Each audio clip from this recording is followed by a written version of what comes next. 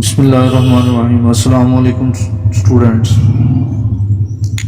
मैं खैरियत से हूँ और उम्मीद करता हूँ कि आप लोग भी खैरियत से होंगे। आज हम करने लगे हैं 8th क्लास का मैथ और उसकी एक्सरसाइज 6.9 का क्वेश्चन नंबर 3। क्वेश्चन नंबर 3 में हमने करना क्या है, क्वेश्चन नंबर 3 की स्टेटमेंट आपको नज़र आ रही होगी। कहता है find the solution set. Solution set आपने फाइंड करना है by using method cross multiplication.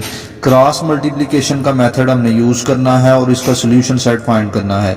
अब ये आपके सामने है क्वेश्चन नंबर 3। क्वेश्चन नंबर 3 के आपके पास 6 पार्ट हैं। अगर आप देखें तो 6 पार्ट सारे के सारे 6 जो उनसे पार्ट हैं उन पे मेथड एक ही लगना है। तो पहले तो हम एक क्वेश्चन करेंगे और इसी तरह सिमिलरली आपने बाकी जो 5 क्वेश्चन होंगे उनको सॉल्व करना है।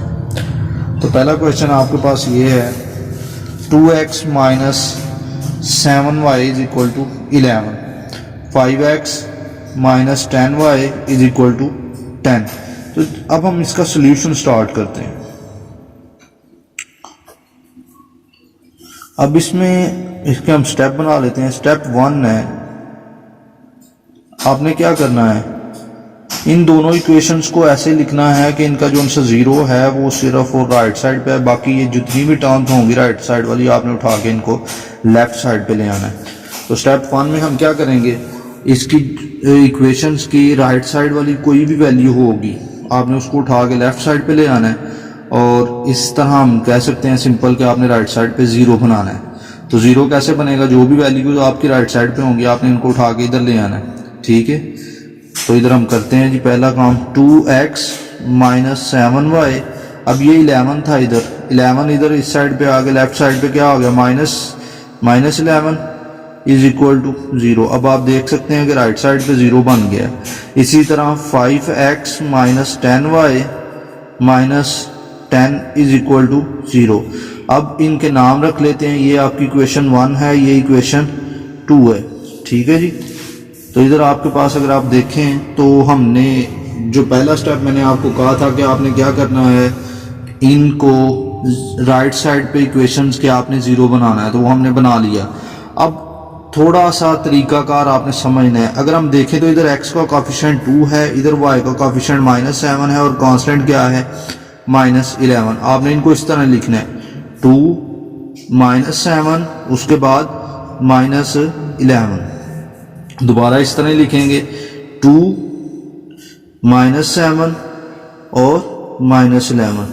इसी तरह सेकंड इक्वेशन में अगर आप देखें तो सेकंड इक्वेशन में x का कोफिशिएंट 5 है, y का -10 है और इसी तरह जो c है उसका भी -10 है, तो उसको भी आप लिखेंगे 5 और -10 और इसी तरह -10 और इधर आ गया जी आपके पास दोबारा 5 -10 और इधर आपके पास -10।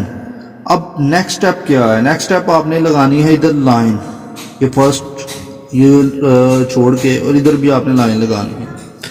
अब आपने क्या करना है, ऊपर से नीचे की तरफ क्रॉस बनाने हैं। ये आपका एक क्रॉस बन गया पहला। ठीक है जी, तो इसी वजह से इसका नाम क्या है, इसी वजह से इसका नाम क्रॉस मल्टीप्लिकेशन हमने रखा है। इसी तरह इधर भी आपने क्रॉस लगाना है, ये हमने क्रॉस लगा लिए। इसी तरह इधर भी क्रॉस लगाना है आपने और इसी तरह इधर भी क्रॉस लगाना है और इसी तरह इधर भी क्रॉस लगाना है। अब ये जो पहला क्रॉस आ रहा है ये आपके पास x की वैल्यू होंगी, सेकंड में y और इधर आपने क्या लगाना है 1। अगर आप गौर करें तो ये फिर हमारे पास सिंप्लाइज क्या देगा हमें x ओवर।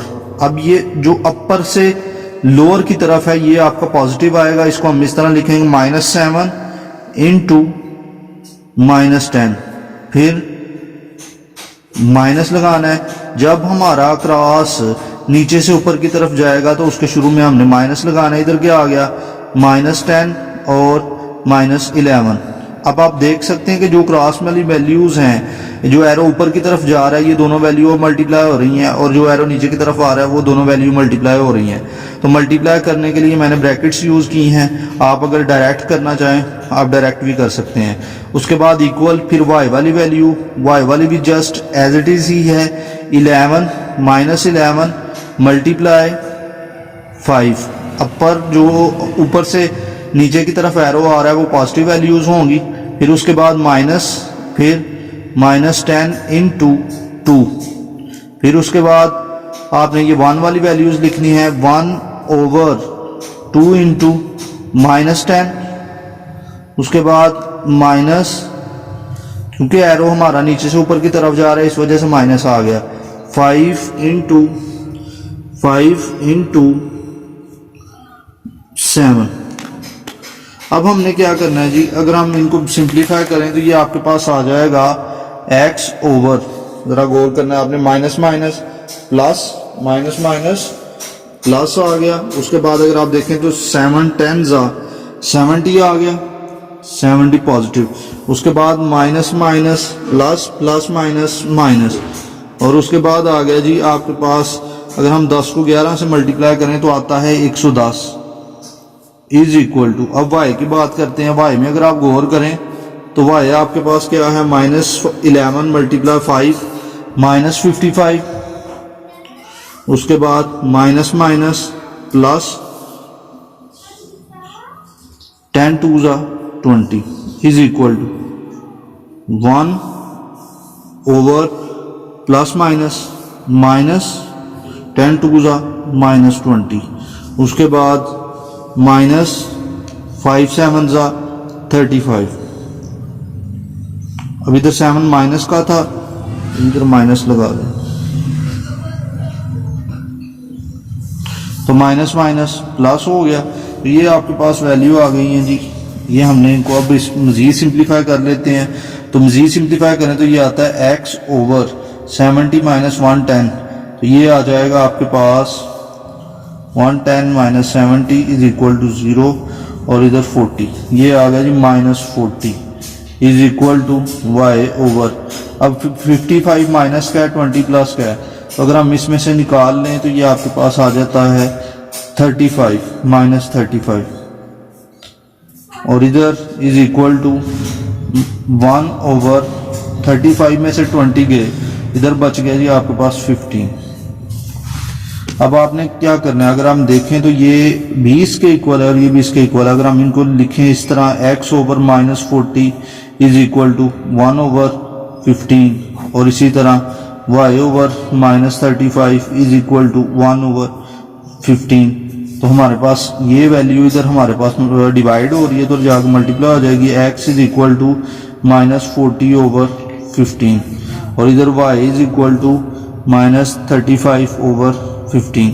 अब इसकी कटिंग कर लेते हैं, ये आपके पास आ गया 5 8 और 5 3 x is equal to -8 over 3, और इधर y is equal to 5 7 5 3 -7 over 3। Solution set आपके पास आ गया